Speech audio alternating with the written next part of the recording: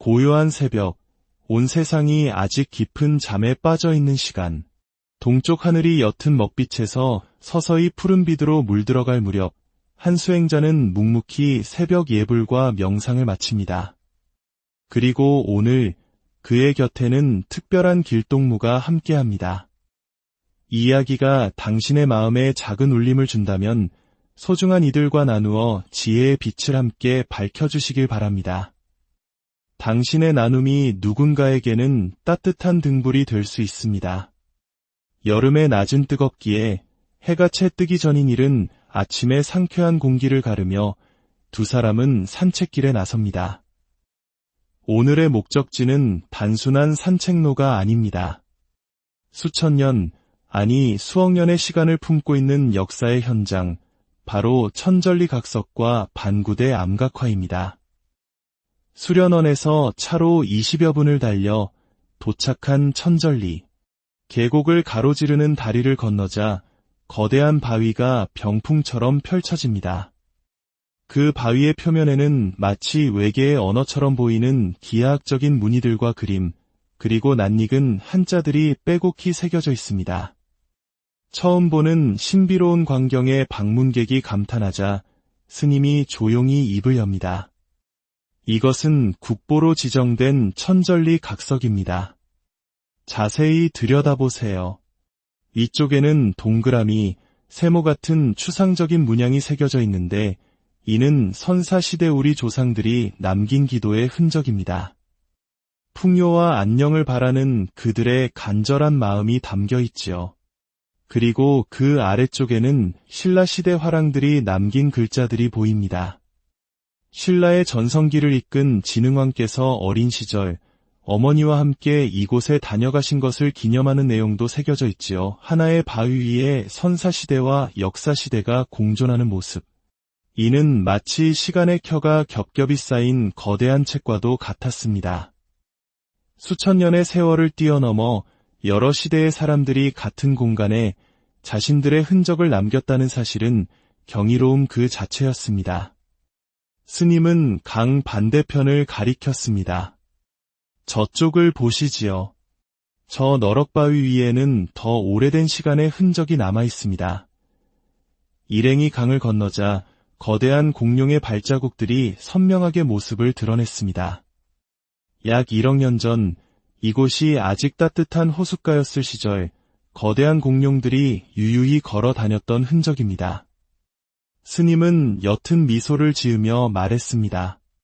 제가 어릴 적에는 이것이 공룡 발자국인 줄도 모르고 그 위에서 뛰어놀곤 했습니다. 그저 움푹 파인 신기한 바위라고만 생각했지요. 1억 년 전 공룡의 숨결과 수천 년 전 선조들의 기도가 함께 숨쉬는 곳. 유유히 흐르는 강물과 장엄한 산세, 그리고 기묘한 바위들이 어우러진 풍경은 한 폭의 그림처럼 아름다웠습니다.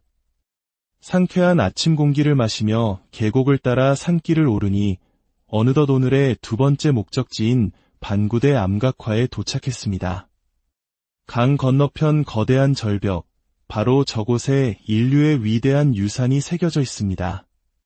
저것이 바로 세계에서 가장 오래된 고래사냥 암각화입니다. 육안으로는 희미하게 보이지만 망원경으로 들여다보자 놀라운 세계가 펼쳐졌습니다. 바위 위에는 작사를 맞은 고래, 새끼를 베거나 데리고 다니는 어미 고래의 모습, 그리고 배를 타고 사냥에 나선 어부들의 역동적인 모습까지 약 200여 점의 그림들이 생생하게 새겨져 있었습니다. 이는 단순한 그림이 아니었습니다. 사냥의 성공과 부족의 번성을 기원했던 선사인들의 절박한 염원이 담긴 위대한 서사시였습니다. 깊은 역사의 향기에 흠뻑 취했던 아침 산책을 마치고 수련원으로 돌아온 후 스님의 하루는 다시 바쁘게 흘러갑니다. 국내의 구호 활동에 대한 논의, 미국에서 병환으로 귀국한 오랜 도반의 문병, 그리고 저 멀리 부탄에서 활동하는 젊은 활동가와의 저녁 식사와 격려까지. 그러나 오늘 우리가 함께 나누고 싶은 이야기는 일과들 사이에 있었던 한 통의 편지에 담겨 있습니다. 그것은 이 시대를 살아가는 한 어머니의 깊은 고뇌였습니다. 육아와 커리어, 두 마리 토끼를 다 잡을 수 있을까요? 저는 40살의 워킹맘입니다. 현재는 육아휴직 중이지요. 주경야독하며 38배 힘겹게 박사학위를 받았고 전공을 살릴 수 있는 지금의 직장으로 어렵게 이직했습니다. 그런데 이제 곧 아이가 돌이 지나면 복직을 해야 합니다.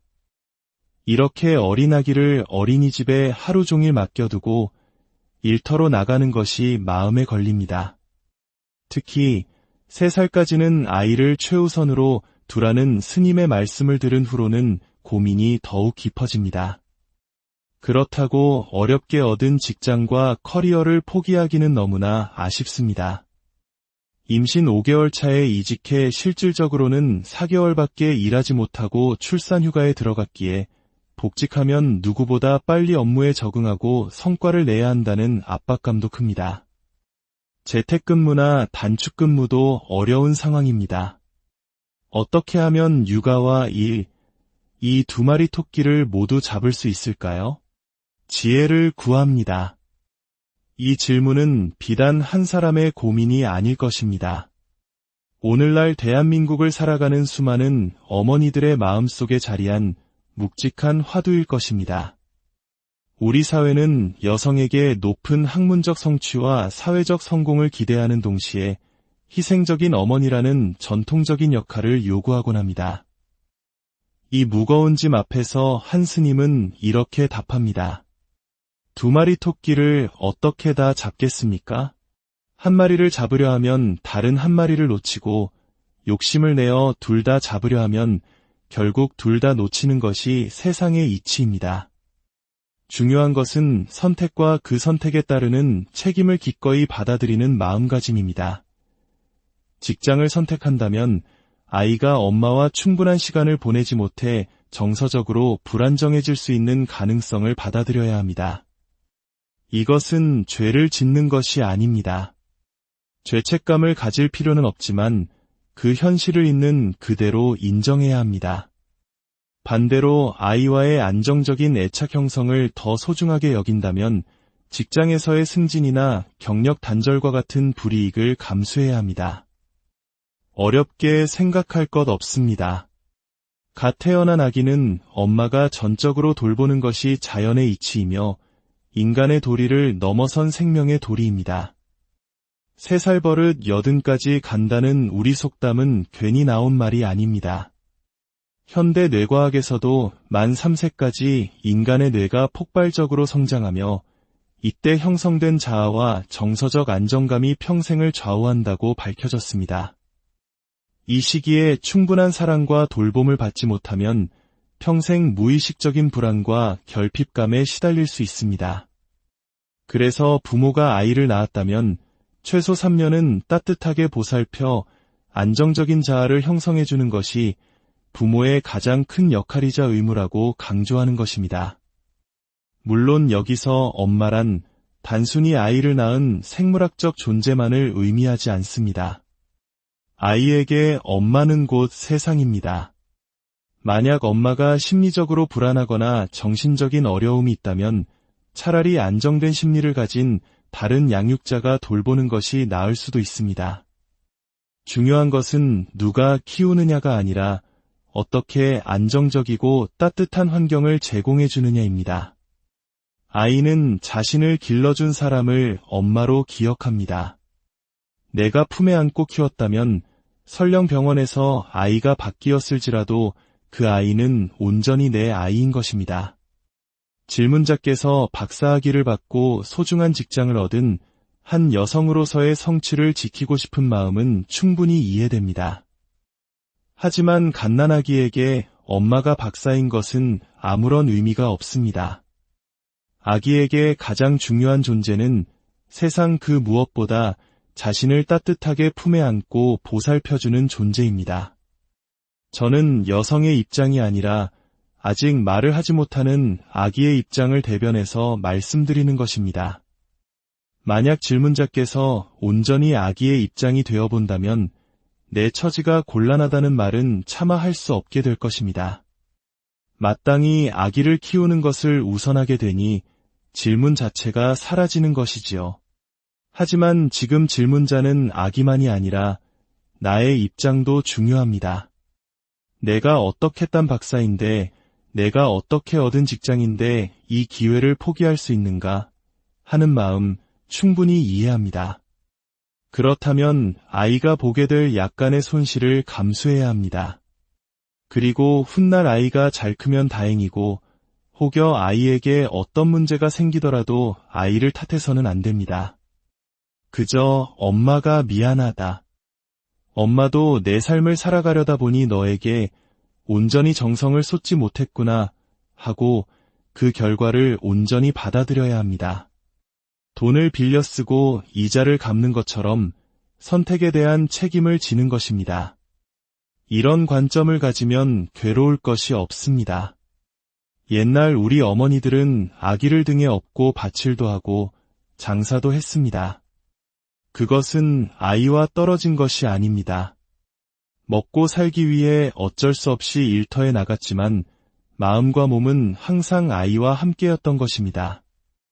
내 출세가 중요하니 너는 다른 곳에 가 있어라 하는 것과는 근본적으로 다릅니다. 그것은 엄마의 삶에서 아이가 첫 번째가 아니라 두 번째, 세 번째가 되는 것입니다. 이런 아이는 자라면서 사랑받지 못했다는 결핍감, 사랑결핍증에 시달릴 수 있습니다. 그러니 아이를 우선시하라는 것이지 무조건 직장을 그만두라는 말이 아닙니다. 가장 좋은 길은 엄마가 3년간 아이를 직접 돌보는 것입니다. 그것이 안 된다면 차선책으로 아기를 등에 업고라도 직장에 가겠다고 혹은 재택근무를 하겠다고 회사와 협상해보는 것입니다. 그것마저 안 된다면 어쩔 수 없이 어린이집에 보내야겠지요. 하지만 퇴근 후에는 회식이나 개인적인 약속을 뒤로하고 한 걸음에 집으로 달려와 온전히 아이를 품에 안고 사랑을 주어야 합니다. 몸은 떨어져 있어도 마음속에서는 항상 내가 나의 첫 번째라는 자세를 가져야 합니다. 안타깝게도 현재 우리 사회의 정책은 엄마가 직접 아이를 돌보면 지원금이 없고 남에게 맡겨야 지원금을 주는 모순을 가지고 있습니다. 투표권이 없는 아기의 입장이 아니라 표를 가진 유권자의 편의를 우선하기 때문입니다. 진정으로 국민의 정신건강을 생각한다면 국가는 최소한 3년의 유급 육아휴직을 보장해야 마땅합니다. 저는 이 땅의 어머니들이 저를 비난할 것을 알면서도 굳이 아기의 입장을 대변하여 이야기를 하고 있습니다. 첫째, 엄마가 직접 키우는 것이 가장 좋습니다. 둘째, 그것이 어렵다면 마음속으로 항상 아이를 최우선에 두십시오. 그리고 어떤 선택을 하든 죄책감을 가질 필요는 없습니다. 그것은 잘못도, 죄도 아닙니다. 다만 선택에 따른 결과를 온전히 책임지고 받아들이면 됩니다. 나중에 아이가 잘 크면 다행이고, 혹 부족함이 생기더라도 원망하거나 후회하지 않고 엄마가 미안하다 하고 기꺼이 감수하면 됩니다. 선택의 기로에서 중요한 것은 어느 길을 가든 그 길 위에서 만나는 모든 것을 사랑과 책임으로 끌어안는 마음입니다. 삶은 두 마리 토끼를 다 잡는 기술이 아니라 내가 선택한 한 마리의 토끼를 얼마나 사랑하고 소중히 여기는가의 문제일지도 모릅니다. 부디 이 땅의 모든 부모님들이 죄책감의 짐을 내려놓고 자신과 아이를 위한 최선의 길을 지혜롭게 찾아나가시기. 고요한 새벽, 온 세상이 아직 깊은 잠에 빠져 있는 시간. 동쪽 하늘이 옅은 먹빛에서 서서히 푸른 빛으로 물들어갈 무렵 한 수행자는 묵묵히 새벽 예불과 명상을 마칩니다. 그리고 오늘 그의 곁에는 특별한 길동무가 함께합니다. 이 이야기가 당신의 마음에 작은 울림을 준다면 소중한 이들과 나누어 지혜의 빛을 함께 밝혀주시길 바랍니다. 당신의 나눔이 누군가에게는 따뜻한 등불이 될 수 있습니다. 여름의 낮은 뜨겁기에 해가 채 뜨기 전인 일은 아침에 상쾌한 공기를 가르며 두 사람은 산책길에 나섭니다. 오늘의 목적지는 단순한 산책로가 아닙니다. 수천 년, 아니 수억 년의 시간을 품고 있는 역사의 현장, 바로 천전리 각석과 반구대 암각화입니다. 수련원에서 차로 20여 분을 달려 도착한 천전리. 계곡을 가로지르는 다리를 건너자 거대한 바위가 병풍처럼 펼쳐집니다. 그 바위의 표면에는 마치 외계의 언어처럼 보이는 기하학적인 무늬들과 그림, 그리고 낯익은 한자들이 빼곡히 새겨져 있습니다. 처음 보는 신비로운 광경에 방문객이 감탄하자 스님이 조용히 입을 엽니다. 이것은 국보로 지정된 천전리 각석입니다. 자세히 들여다보세요. 이쪽에는 동그라미, 세모 같은 추상적인 문양이 새겨져 있는데 이는 선사시대 우리 조상들이 남긴 기도의 흔적입니다. 풍요와 안녕을 바라는 그들의 간절한 마음이 담겨 있지요. 그리고 그 아래쪽에는 신라시대 화랑들이 남긴 글자들이 보입니다. 신라의 전성기를 이끈 진흥왕께서 어린 시절 어머니와 함께 이곳에 다녀가신 것을 기념하는 내용도 새겨져 있지요. 하나의 바위 위에 선사시대와 역사시대가 공존하는 모습. 이는 마치 시간의 켜가 겹겹이 쌓인 거대한 책과도 같았습니다. 수천 년의 세월을 뛰어넘어 여러 시대의 사람들이 같은 공간에 자신들의 흔적을 남겼다는 사실은 경이로움 그 자체였습니다. 스님은 강 반대편을 가리켰습니다. 저쪽을 보시지요. 저 너럭바위 위에는 더 오래된 시간의 흔적이 남아 있습니다. 일행이 강을 건너자 거대한 공룡의 발자국들이 선명하게 모습을 드러냈습니다. 약 1억 년 전 이곳이 아직 따뜻한 호숫가였을 시절 거대한 공룡들이 유유히 걸어 다녔던 흔적입니다. 스님은 옅은 미소를 지으며 말했습니다. 제가 어릴 적에는 이것이 공룡 발자국인 줄도 모르고 그 위에서 뛰어놀곤 했습니다. 그저 움푹 파인 신기한 바위라고만 생각했지요. 1억 년 전 공룡의 숨결과 수천 년 전 선조들의 기도가 함께 숨쉬는 곳, 유유히 흐르는 강물과 장엄한 산세, 그리고 기묘한 바위들이 어우러진 풍경은 한 폭의 그림처럼 아름다웠습니다. 상쾌한 아침 공기를 마시며 계곡을 따라 산길을 오르니 어느덧 오늘의 두 번째 목적지인 반구대 암각화에 도착했습니다. 강 건너편 거대한 절벽, 바로 저곳에 인류의 위대한 유산이 새겨져 있습니다. 저것이 바로 세계에서 가장 오래된 고래사냥 암각화입니다. 육안으로는 희미하게 보이지만 망원경으로 들여다보자 놀라운 세계가 펼쳐졌습니다. 바위 위에는 작사를 맞은 고래, 새끼를 베거나 데리고 다니는 어미 고래의 모습, 그리고 배를 타고 사냥에 나선 어부들의 역동적인 모습까지 약 200여 점의 그림들이 생생하게 새겨져 있었습니다. 이는 단순한 그림이 아니었습니다. 사냥의 성공과 부족의 번성을 기원했던 선사인들의 절박한 염원이 담긴 위대한 서사시였습니다. 깊은 역사의 향기에 흠뻑 취했던 아침 산책을 마치고 수련원으로 돌아온 후 스님의 하루는 다시 바쁘게 흘러갑니다.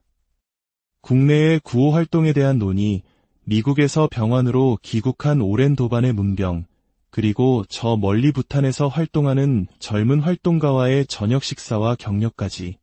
그러나 오늘 우리가 함께 나누고 싶은 이야기는 일과들 사이에 있었던 한 통의 편지에 담겨 있습니다.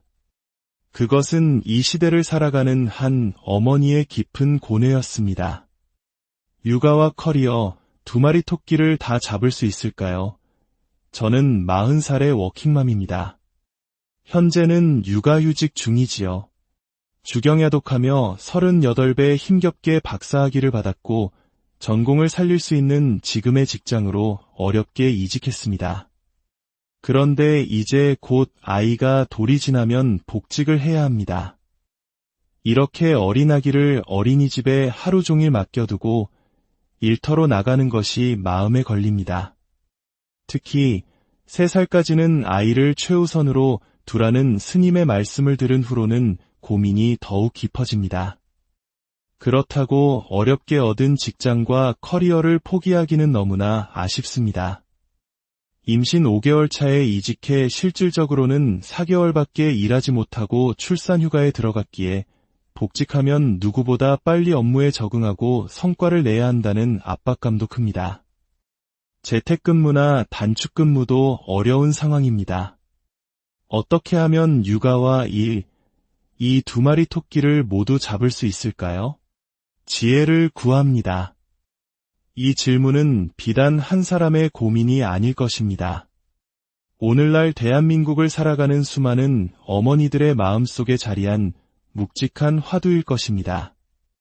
우리 사회는 여성에게 높은 학문적 성취와 사회적 성공을 기대하는 동시에 희생적인 어머니라는 전통적인 역할을 요구하곤 합니다. 이 무거운 짐 앞에서 한 스님은 이렇게 답합니다.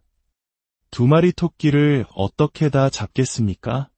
한 마리를 잡으려 하면 다른 한 마리를 놓치고 욕심을 내어 둘 다 잡으려 하면 결국 둘 다 놓치는 것이 세상의 이치입니다. 중요한 것은 선택과 그 선택에 따르는 책임을 기꺼이 받아들이는 마음가짐입니다. 직장을 선택한다면 아이가 엄마와 충분한 시간을 보내지 못해 정서적으로 불안정해질 수 있는 가능성을 받아들여야 합니다. 이것은 죄를 짓는 것이 아닙니다. 죄책감을 가질 필요는 없지만 그 현실을 있는 그대로 인정해야 합니다. 반대로 아이와의 안정적인 애착 형성을 더 소중하게 여긴다면 직장에서의 승진이나 경력 단절과 같은 불이익을 감수해야 합니다. 어렵게 생각할 것 없습니다. 갓 태어난 아기는 엄마가 전적으로 돌보는 것이 자연의 이치이며 인간의 도리를 넘어선 생명의 도리입니다. 3살 버릇 80까지 간다는 우리 속담은 괜히 나온 말이 아닙니다. 현대 뇌과학에서도 만 3세까지 인간의 뇌가 폭발적으로 성장하며 이때 형성된 자아와 정서적 안정감이 평생을 좌우한다고 밝혀졌습니다. 이 시기에 충분한 사랑과 돌봄을 받지 못하면 평생 무의식적인 불안과 결핍감에 시달릴 수 있습니다. 그래서 부모가 아이를 낳았다면 최소 3년은 따뜻하게 보살펴 안정적인 자아를 형성해주는 것이 부모의 가장 큰 역할이자 의무라고 강조하는 것입니다. 물론 여기서 엄마란 단순히 아이를 낳은 생물학적 존재만을 의미하지 않습니다. 아이에게 엄마는 곧 세상입니다. 만약 엄마가 심리적으로 불안하거나 정신적인 어려움이 있다면 차라리 안정된 심리를 가진 다른 양육자가 돌보는 것이 나을 수도 있습니다. 중요한 것은 누가 키우느냐가 아니라 어떻게 안정적이고 따뜻한 환경을 제공해 주느냐입니다. 아이는 자신을 길러준 사람을 엄마로 기억합니다. 내가 품에 안고 키웠다면 설령 병원에서 아이가 바뀌었을지라도 그 아이는 온전히 내 아이인 것입니다. 질문자께서 박사학위를 받고 소중한 직장을 얻은 한 여성으로서의 성취를 지키고 싶은 마음은 충분히 이해됩니다. 하지만 갓난아기에게 엄마가 박사인 것은 아무런 의미가 없습니다. 아기에게 가장 중요한 존재는 세상 그 무엇보다 자신을 따뜻하게 품에 안고 보살펴주는 존재입니다. 저는 여성의 입장이 아니라 아직 말을 하지 못하는 아기의 입장을 대변해서 말씀드리는 것입니다. 만약 질문자께서 온전히 아기의 입장이 되어본다면 내 처지가 곤란하다는 말은 차마 할 수 없게 될 것입니다. 마땅히 아기를 키우는 것을 우선하게 되니 질문 자체가 사라지는 것이지요. 하지만 지금 질문자는 아기만이 아니라 나의 입장도 중요합니다. 내가 어떻게 딴 박사인데, 내가 어떻게 얻은 직장인데 이 기회를 포기할 수 있는가 하는 마음 충분히 이해합니다. 그렇다면 아이가 보게 될 약간의 손실을 감수해야 합니다. 그리고 훗날 아이가 잘 크면 다행이고 혹여 아이에게 어떤 문제가 생기더라도 아이를 탓해서는 안 됩니다. 그저 엄마가 미안하다. 엄마도 내 삶을 살아가려다 보니 너에게 온전히 정성을 쏟지 못했구나 하고 그 결과를 온전히 받아들여야 합니다. 돈을 빌려 쓰고 이자를 갚는 것처럼 선택에 대한 책임을 지는 것입니다. 이런 관점을 가지면 괴로울 것이 없습니다. 옛날 우리 어머니들은 아기를 등에 업고 밭일도 하고 장사도 했습니다. 그것은 아이와 떨어진 것이 아닙니다. 먹고 살기 위해 어쩔 수 없이 일터에 나갔지만 마음과 몸은 항상 아이와 함께였던 것입니다. 내 출세가 중요하니 너는 다른 곳에 가 있어라 하는 것과는 근본적으로 다릅니다. 그것은 엄마의 삶에서 아이가 첫 번째가 아니라 두 번째, 세 번째가 되는 것입니다. 이런 아이는 자라면서 사랑받지 못했다는 결핍감, 사랑결핍증에 시달릴 수 있습니다. 그러니 아이를 우선시하라는 것이지 무조건 직장을 그만두라는 말이 아닙니다. 가장 좋은 길은 엄마가 3년간 아이를 직접 돌보는 것입니다. 그것이 안 된다면 차선책으로 아기를 등에 업고라도 직장에 가겠다고 혹은 재택근무를 하겠다고 회사와 협상해보는 것입니다. 그것마저 안 된다면 어쩔 수 없이 어린이집에 보내야겠지요. 하지만 퇴근 후에는 회식이나 개인적인 약속을 뒤로하고 한 걸음에 집으로 달려와 온전히 아이를 품에 안고 사랑을 주어야 합니다. 몸은 떨어져 있어도 마음속에서는 항상 내가 나의 첫 번째라는 자세를 가져야 합니다. 안타깝게도 현재 우리 사회의 정책은 엄마가 직접 아이를 돌보면 지원금이 없고 남에게 맡겨야 지원금을 주는 모순을 가지고 있습니다. 투표권이 없는 아기의 입장이 아니라 표를 가진 유권자의 편의를 우선하기 때문입니다. 진정으로 국민의 정신건강을 생각한다면 국가는 최소한 3년의 유급 육아휴직을 보장해야 마땅합니다. 저는 이 땅의 어머니들이 저를 비난할 것을 알면서도 굳이 아기의 입장을 대변하여 이야기를 하고 있습니다. 첫째, 엄마가 직접 키우는 것이 가장 좋습니다. 둘째, 그것이 어렵다면 마음속으로 항상 아이를 최우선에 두십시오. 그리고 어떤 선택을 하든 죄책감을 가질 필요는 없습니다. 그것은 잘못도, 죄도 아닙니다. 다만 선택에 따른 결과를 온전히 책임지고 받아들이면 됩니다. 나중에 아이가 잘 크면 다행이고, 혹 부족함이 생기더라도 원망하거나 후회하지 않고 엄마가 미안하다 하고 기꺼이 감수하면 됩니다. 선택의 기로에서 중요한 것은 어느 길을 가든 그 길 위에서 만나는 모든 것을 사랑과 책임으로 끌어안는 마음입니다. 삶은 두 마리 토끼를 다 잡는 기술이 아니라 내가 선택한 한 마리의 토끼를 얼마나 사랑하고 소중히 여기는가의 문제일지도 모릅니다. 부디 이 땅의 모든 부모님들이 죄책감의 짐을 내려놓고 자신과 아이를 위한 최선의 길을 지혜롭게 찾아나가시기. 고요한 새벽, 온 세상이 아직 깊은 잠에 빠져 있는 시간. 동쪽 하늘이 옅은 먹빛에서 서서히 푸른 빛으로 물들어갈 무렵 한 수행자는 묵묵히 새벽 예불과 명상을 마칩니다. 그리고 오늘 그의 곁에는 특별한 길동무가 함께합니다. 이 이야기가 당신의 마음에 작은 울림을 준다면 소중한 이들과 나누어 지혜의 빛을 함께 밝혀주시길 바랍니다. 당신의 나눔이 누군가에게는 따뜻한 등불이 될 수 있습니다. 여름의 낮은 뜨겁기에 해가 채 뜨기 전인 일은 아침에 상쾌한 공기를 가르며 두 사람은 산책길에 나섭니다. 오늘의 목적지는 단순한 산책로가 아닙니다. 수천 년, 아니 수억 년의 시간을 품고 있는 역사의 현장, 바로 천전리 각석과 반구대 암각화입니다. 수련원에서 차로 20여 분을 달려 도착한 천전리. 계곡을 가로지르는 다리를 건너자 거대한 바위가 병풍처럼 펼쳐집니다. 그 바위의 표면에는 마치 외계의 언어처럼 보이는 기하학적인 무늬들과 그림, 그리고 낯익은 한자들이 빼곡히 새겨져 있습니다.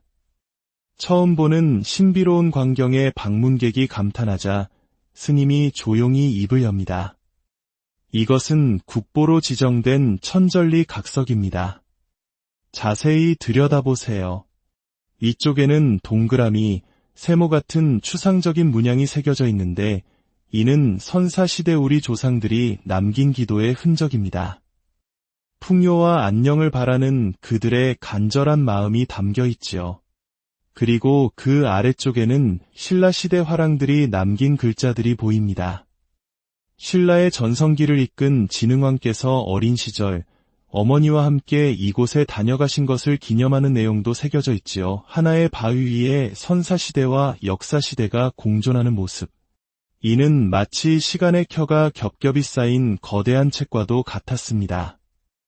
수천 년의 세월을 뛰어넘어 여러 시대의 사람들이 같은 공간에 자신들의 흔적을 남겼다는 사실은 경이로움 그 자체였습니다. 스님은 강 반대편을 가리켰습니다. 저쪽을 보시지요. 저 너럭바위 위에는 더 오래된 시간의 흔적이 남아 있습니다. 일행이 강을 건너자 거대한 공룡의 발자국들이 선명하게 모습을 드러냈습니다. 약 1억 년 전 이곳이 아직 따뜻한 호숫가였을 시절 거대한 공룡들이 유유히 걸어 다녔던 흔적입니다. 스님은 옅은 미소를 지으며 말했습니다. 제가 어릴 적에는 이것이 공룡 발자국인 줄도 모르고 그 위에서 뛰어놀곤 했습니다. 그저 움푹 파인 신기한 바위라고만 생각했지요.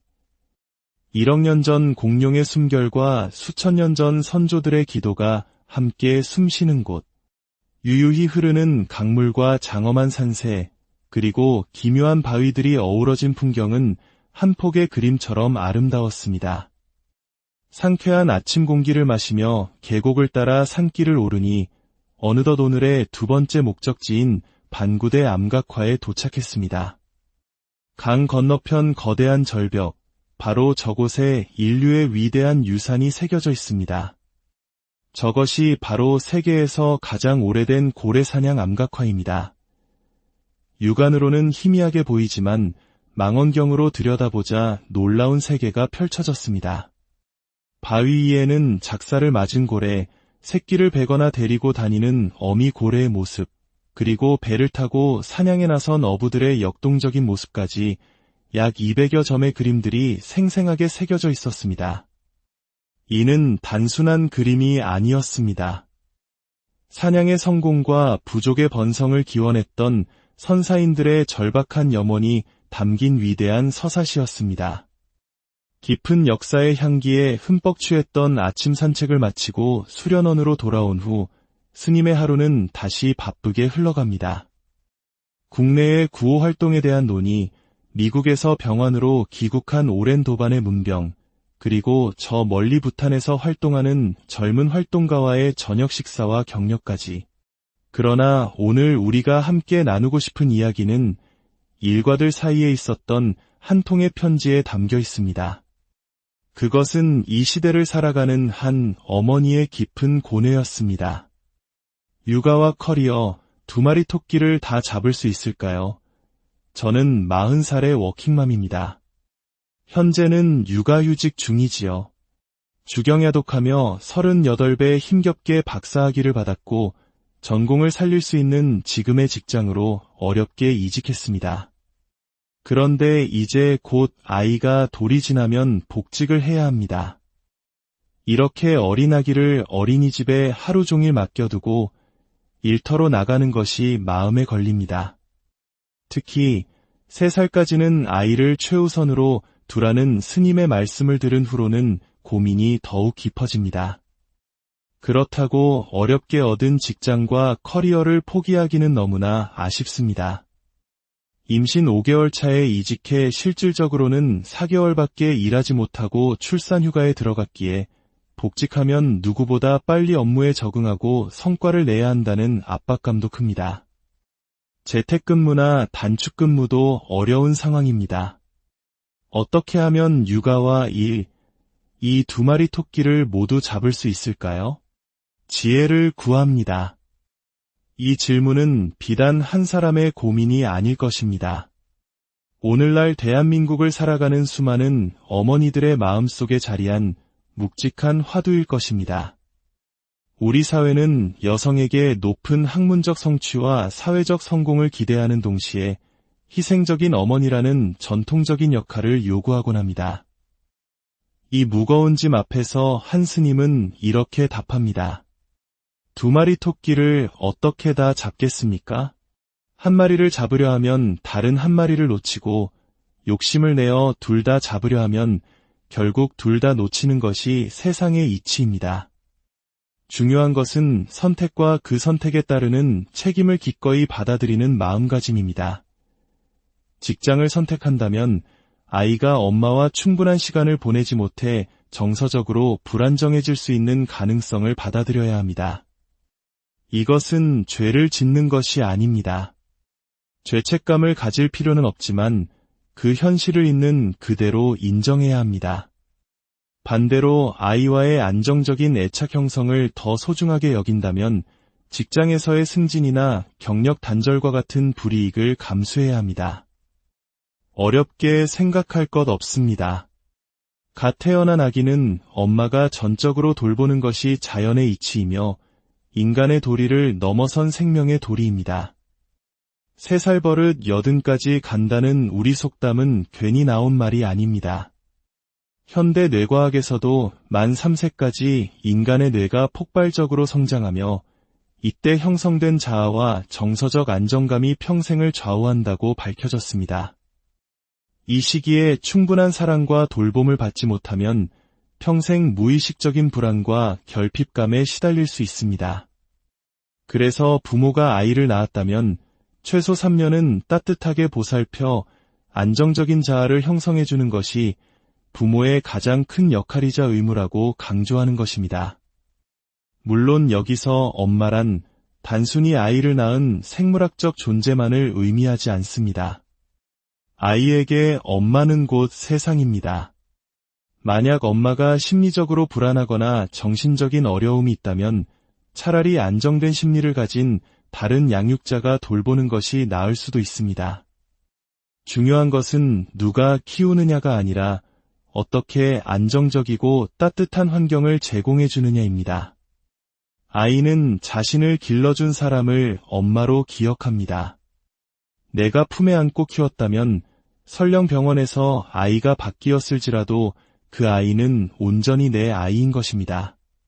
질문자께서 박사학위를 받고 소중한 직장을 얻은 한 여성으로서의 성취를 지키고 싶은 마음은 충분히 이해됩니다.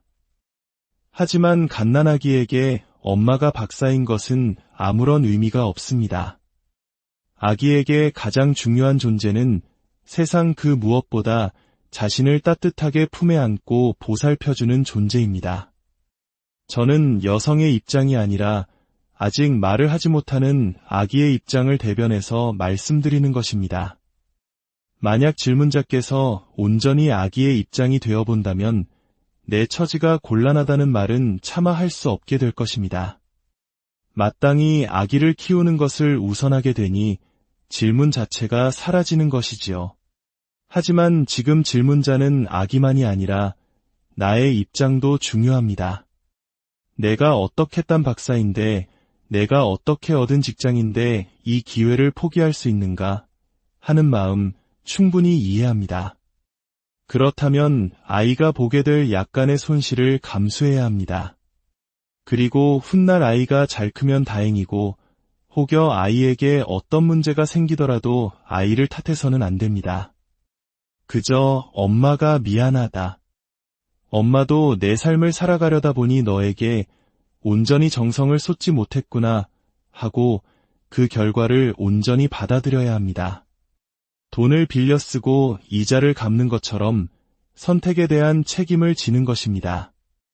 이런 관점을 가지면 괴로울 것이 없습니다. 옛날 우리 어머니들은 아기를 등에 업고 밭일도 하고 장사도 했습니다. 그것은 아이와 떨어진 것이 아닙니다. 먹고 살기 위해 어쩔 수 없이 일터에 나갔지만 마음과 몸은 항상 아이와 함께였던 것입니다. 내 출세가 중요하니 너는 다른 곳에 가 있어라 하는 것과는 근본적으로 다릅니다. 그것은 엄마의 삶에서 아이가 첫 번째가 아니라 두 번째, 세 번째가 되는 것입니다. 이런 아이는 자라면서 사랑받지 못했다는 결핍감, 사랑결핍증에 시달릴 수 있습니다. 그러니 아이를 우선시하라는 것이지 무조건 직장을 그만두라는 말이 아닙니다. 가장 좋은 길은 엄마가 3년간 아이를 직접 돌보는 것입니다. 그것이 안 된다면 차선책으로 아기를 등에 업고라도 직장에 가겠다고 혹은 재택근무를 하겠다고 회사와 협상해보는 것입니다. 그것마저 안 된다면 어쩔 수 없이 어린이집에 보내야겠지요. 하지만 퇴근 후에는 회식이나 개인적인 약속을 뒤로하고 한 걸음에 집으로 달려와 온전히 아이를 품에 안고 사랑을 주어야 합니다. 몸은 떨어져 있어도 마음속에서는 항상 내가 나의 첫 번째라는 자세를 가져야 합니다. 안타깝게도 현재 우리 사회의 정책은 엄마가 직접 아이를 돌보면 지원금이 없고 남에게 맡겨야 지원금을 주는 모순을 가지고 있습니다.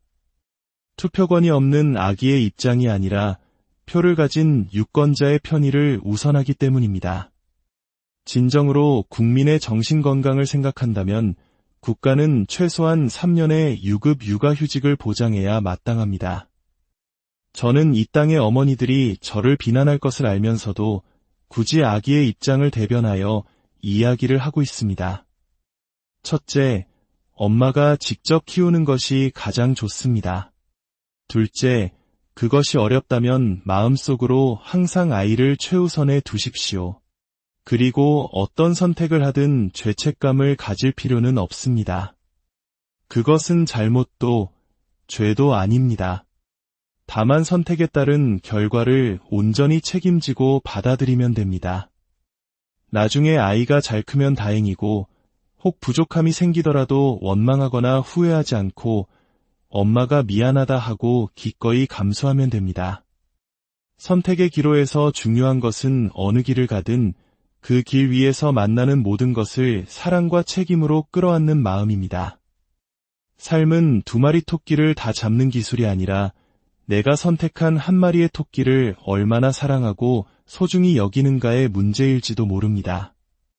부디 이 땅의 모든 부모님들이 죄책감의 짐을 내려놓고 자신과 아이를 위한 최선의 길을 지혜롭게 찾아나가시기. 고요한 새벽, 온 세상이 아직 깊은 잠에 빠져 있는 시간. 동쪽 하늘이 옅은 먹빛에서 서서히 푸른빛으로 물들어갈 무렵 한 수행자는 묵묵히 새벽 예불과 명상을 마칩니다. 그리고 오늘 그의 곁에는 특별한 길동무가 함께합니다. 이 이야기가 당신의 마음에 작은 울림을 준다면 소중한 이들과 나누어 지혜의 빛을 함께 밝혀주시길 바랍니다. 당신의 나눔이 누군가에게는 따뜻한 등불이 될 수 있습니다. 여름의 낮은 뜨겁기에 해가 채 뜨기 전인 일은 아침에 상쾌한 공기를 가르며 두 사람은 산책길에 나섭니다. 오늘의 목적지는 단순한 산책로가 아닙니다. 수천 년, 아니 수억 년의 시간을 품고 있는 역사의 현장, 바로 천전리 각석과 반구대 암각화입니다. 수련원에서 차로 20여 분을 달려 도착한 천전리. 계곡을 가로지르는 다리를 건너자 거대한 바위가 병풍처럼 펼쳐집니다. 그 바위의 표면에는 마치 외계의 언어처럼 보이는 기하학적인 무늬들과 그림, 그리고 낯익은 한자들이 빼곡히 새겨져 있습니다. 처음 보는 신비로운 광경에 방문객이 감탄하자 스님이 조용히 입을 엽니다. 이것은 국보로 지정된 천전리 각석입니다. 자세히 들여다보세요. 이쪽에는 동그라미, 세모 같은 추상적인 문양이 새겨져 있는데 이는 선사시대 우리 조상들이 남긴 기도의 흔적입니다.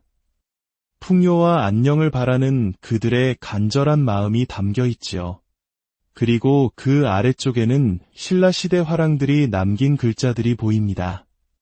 신라의 전성기를 이끈 진흥왕께서 어린 시절 어머니와 함께 이곳에 다녀가신 것을 기념하는 내용도 새겨져 있지요. 하나의 바위 위에 선사시대와 역사시대가 공존하는 모습. 이는 마치 시간의 켜가 겹겹이 쌓인 거대한 책과도 같았습니다. 수천 년의 세월을 뛰어넘어 여러 시대의 사람들이 같은 공간에 자신들의 흔적을 남겼다는 사실은 경이로움 그 자체였습니다. 스님은 강 반대편을 가리켰습니다. 저쪽을 보시지요. 저 너럭바위 위에는 더 오래된 시간의 흔적이 남아 있습니다. 일행이 강을 건너자 거대한 공룡의 발자국들이 선명하게 모습을 드러냈습니다. 약 1억 년 전 이곳이 아직 따뜻한 호숫가였을 시절 거대한 공룡들이 유유히 걸어 다녔던 흔적입니다. 스님은 옅은 미소를 지으며 말했습니다. 제가 어릴 적에는 이것이 공룡 발자국인 줄도 모르고 그 위에서 뛰어놀곤 했습니다. 그저 움푹 파인 신기한 바위라고만 생각했지요. 1억 년 전 공룡의 숨결과 수천 년 전 선조들의 기도가 함께 숨쉬는 곳, 유유히 흐르는 강물과 장엄한 산세, 그리고 기묘한 바위들이 어우러진 풍경은 한 폭의 그림처럼 아름다웠습니다. 상쾌한 아침 공기를 마시며 계곡을 따라 산길을 오르니 어느덧 오늘의 두 번째 목적지인 반구대 암각화에 도착했습니다. 강 건너편 거대한 절벽, 바로 저곳에 인류의 위대한 유산이 새겨져 있습니다. 저것이 바로 세계에서 가장 오래된 고래사냥 암각화입니다. 육안으로는 희미하게 보이지만 망원경으로 들여다보자 놀라운 세계가 펼쳐졌습니다. 바위 위에는 작사를 맞은 고래, 새끼를 베거나 데리고 다니는 어미 고래의 모습, 그리고 배를 타고 사냥에 나선 어부들의 역동적인 모습까지 약 200여 점의 그림들이 생생하게 새겨져 있었습니다. 이는 단순한 그림이 아니었습니다. 사냥의 성공과 부족의 번성을 기원했던 선사인들의 절박한 염원이 담긴 위대한 서사시였습니다. 깊은 역사의 향기에 흠뻑 취했던 아침 산책을 마치고 수련원으로 돌아온 후 스님의 하루는 다시 바쁘게 흘러갑니다. 국내의 구호 활동에 대한 논의, 미국에서 병원으로 귀국한 오랜 도반의 문병, 그리고 저 멀리 부탄에서 활동하는 젊은 활동가와의 저녁 식사와 격려까지. 그러나 오늘 우리가 함께 나누고 싶은 이야기는 일과들 사이에 있었던 한 통의 편지에 담겨 있습니다. 그것은 이 시대를 살아가는 한 어머니의 깊은 고뇌였습니다. 육아와 커리어, 2마리 토끼를 다 잡을 수 있을까요? 저는 40살의 워킹맘입니다. 현재는 육아휴직 중이지요. 주경야독하며 38배 힘겹게 박사학위를 받았고 전공을 살릴 수 있는 지금의 직장으로 어렵게 이직했습니다. 그런데 이제 곧 아이가 돌이 지나면 복직을 해야 합니다. 이렇게 어린 아기를 어린이집에 하루 종일 맡겨두고 일터로 나가는 것이 마음에 걸립니다. 특히 3살까지는 아이를 최우선으로 두라는 스님의 말씀을 들은 후로는 고민이 더욱 깊어집니다. 그렇다고 어렵게 얻은 직장과 커리어를 포기하기는 너무나 아쉽습니다. 임신 5개월 차에 이직해 실질적으로는 4개월밖에 일하지 못하고 출산휴가에 들어갔기에 복직하면 누구보다 빨리 업무에 적응하고 성과를 내야 한다는 압박감도 큽니다. 재택근무나 단축근무도 어려운 상황입니다. 어떻게 하면 육아와 일, 이 2마리 토끼를 모두 잡을 수 있을까요? 지혜를 구합니다.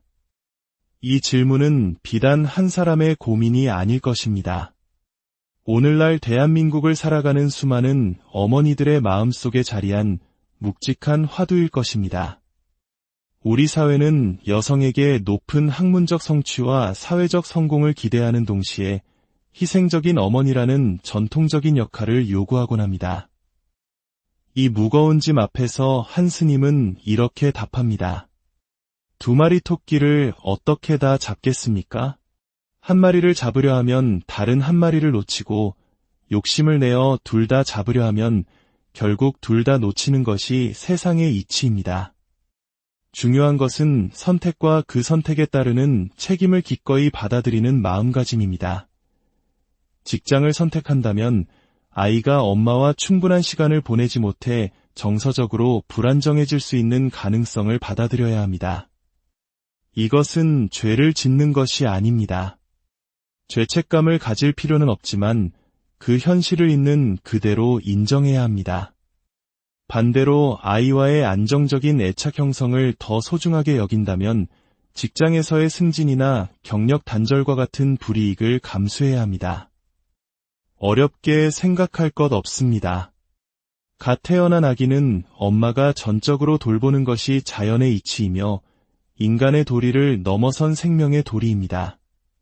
3살 버릇 80까지 간다는 우리 속담은 괜히 나온 말이 아닙니다. 현대 뇌과학에서도 만 3세까지 인간의 뇌가 폭발적으로 성장하며 이때 형성된 자아와 정서적 안정감이 평생을 좌우한다고 밝혀졌습니다.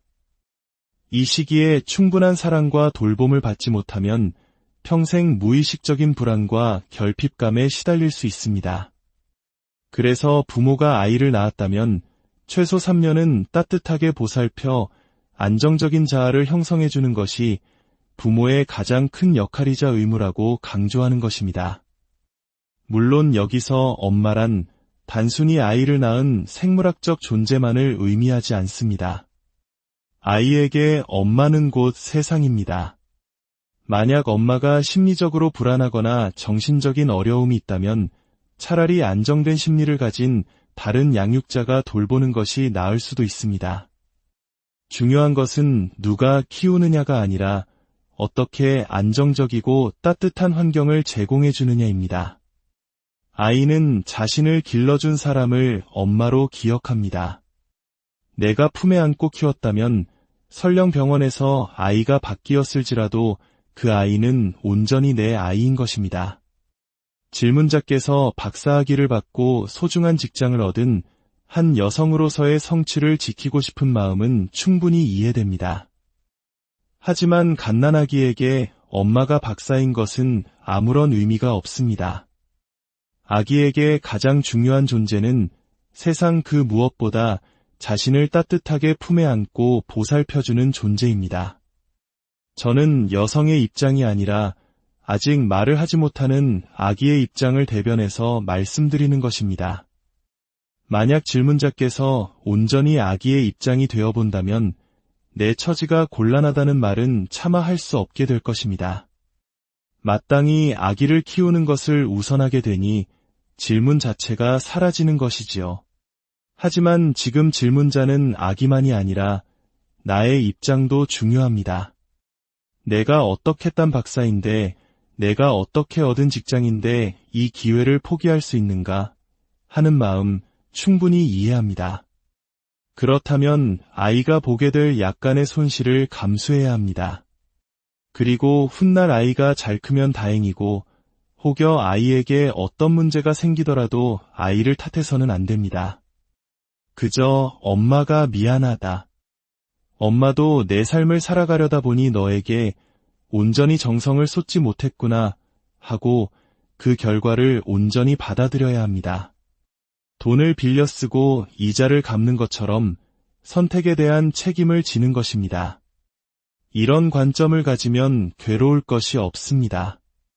옛날 우리 어머니들은 아기를 등에 업고 밭일도 하고 장사도 했습니다. 그것은 아이와 떨어진 것이 아닙니다. 먹고 살기 위해 어쩔 수 없이 일터에 나갔지만 마음과 몸은 항상 아이와 함께였던 것입니다. 내 출세가 중요하니 너는 다른 곳에 가 있어라 하는 것과는 근본적으로 다릅니다. 그것은 엄마의 삶에서 아이가 첫 번째가 아니라 두 번째, 세 번째가 되는 것입니다. 이런 아이는 자라면서 사랑받지 못했다는 결핍감, 사랑결핍증에 시달릴 수 있습니다. 그러니 아이를 우선시하라는 것이지 무조건 직장을 그만두라는 말이 아닙니다. 가장 좋은 길은 엄마가 3년간 아이를 직접 돌보는 것입니다. 그것이 안 된다면 차선책으로 아기를 등에 업고라도 직장에 가겠다고 혹은 재택근무를 하겠다고 회사와 협상해보는 것입니다. 그것마저 안 된다면 어쩔 수 없이 어린이집에 보내야겠지요. 하지만 퇴근 후에는 회식이나 개인적인 약속을 뒤로하고 한 걸음에 집으로 달려와 온전히 아이를 품에 안고 사랑을 주어야 합니다. 몸은 떨어져 있어도 마음속에서는 항상 내가 나의 첫 번째라는 자세를 가져야 합니다. 안타깝게도 현재 우리 사회의 정책은 엄마가 직접 아이를 돌보면 지원금이 없고 남에게 맡겨야 지원금을 주는 모순을 가지고 있습니다. 투표권이 없는 아기의 입장이 아니라 표를 가진 유권자의 편의를 우선하기 때문입니다. 진정으로 국민의 정신건강을 생각한다면 국가는 최소한 3년의 유급 육아휴직을 보장해야 마땅합니다. 저는 이 땅의 어머니들이 저를 비난할 것을 알면서도 굳이 아기의 입장을 대변하여 이야기를 하고 있습니다. 첫째, 엄마가 직접 키우는 것이 가장 좋습니다. 둘째, 그것이 어렵다면 마음속으로 항상 아이를 최우선에 두십시오. 그리고 어떤 선택을 하든 죄책감을 가질 필요는 없습니다. 그것은 잘못도, 죄도 아닙니다. 다만 선택에 따른 결과를 온전히 책임지고 받아들이면 됩니다. 나중에 아이가 잘 크면 다행이고, 혹 부족함이 생기더라도 원망하거나 후회하지 않고 엄마가 미안하다 하고 기꺼이 감수하면 됩니다. 선택의 기로에서 중요한 것은 어느 길을 가든 그 길 위에서 만나는 모든 것을 사랑과 책임으로 끌어안는 마음입니다.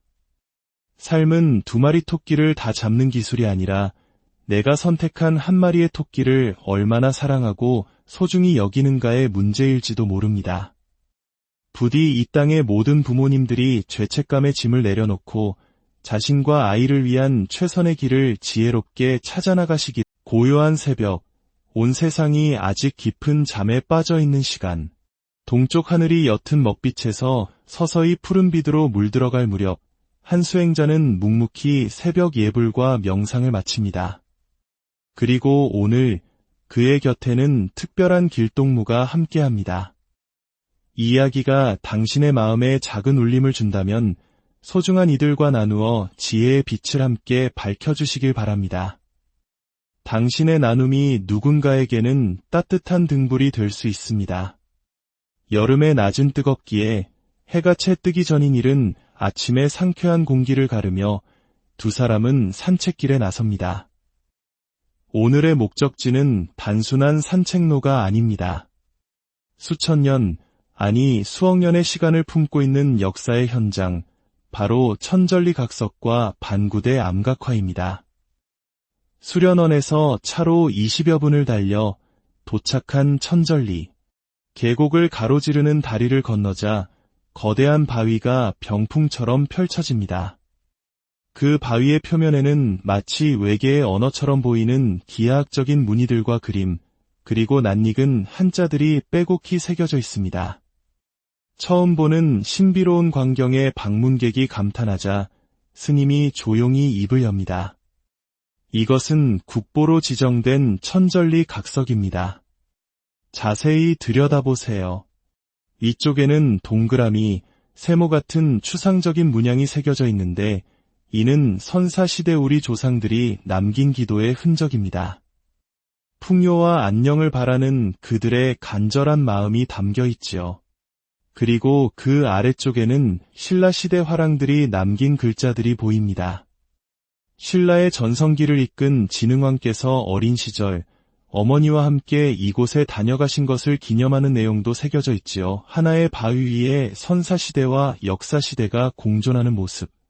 이는 마치 시간의 켜가 겹겹이 쌓인 거대한 책과도 같았습니다. 수천 년의 세월을 뛰어넘어 여러 시대의 사람들이 같은 공간에 자신들의 흔적을 남겼다는 사실은 경이로움 그 자체였습니다. 스님은 강 반대편을 가리켰습니다. 저쪽을 보시지요. 저 너럭바위 위에는 더 오래된 시간의 흔적이 남아 있습니다. 일행이 강을 건너자 거대한 공룡의 발자국들이 선명하게 모습을 드러냈습니다. 약 1억 년 전 이곳이 아직 따뜻한 호숫가였을 시절 거대한 공룡들이 유유히 걸어 다녔던 흔적입니다. 스님은 옅은 미소를 지으며 말했습니다. 제가 어릴 적에는 이것이 공룡 발자국인 줄도 모르고 그 위에서 뛰어놀곤 했습니다. 그저 움푹 파인 신기한 바위라고만 생각했지요. 1억 년 전 공룡의 숨결과 수천 년 전 선조들의 기도가 함께 숨쉬는 곳. 유유히 흐르는 강물과 장엄한 산세, 그리고 기묘한 바위들이 어우러진 풍경은 한 폭의 그림처럼 아름답습니다.